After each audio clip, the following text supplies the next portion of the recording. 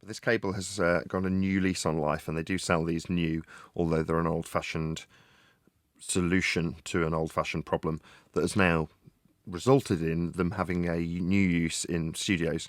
Now, this cable is a transformer balancing output selector for matching your impedance of your old mic that might have been very high impedance to a preamp in a studio that has a low impedance.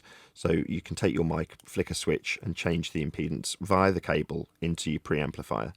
Whereas now, this will actually change the sound of a dynamic microphone. So that's the reason why I'm doing this video. This is made by the drum manufacturer Pearl. High and low impedance switching, 6.3mm or quarter-inch jack TS cable at one end, and XLR 3-pin balance at the other. This is the Pearl high and low impedance XLR2.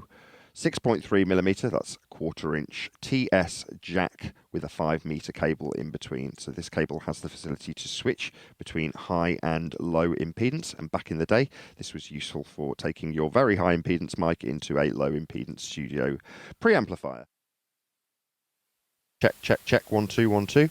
Now the cable's running in its high impedance mode, and this is how it sounds. So in this case, it's more useful for changing the color of your existing mic collection. So you can change any given mic that you plug up via this cable to work at either high or low impedance. So the preamplifier sees varying different impedances to change the color of your microphone. This one is made by the Pearl, that's the drum people, manufacturers back in the 80s to go with their high-end line of microphones. So a highly desirable cable for studio use, as it gives you the ability to change your current mic collection from a high to a low impedance for any given preamplifier, changing the color of its sound.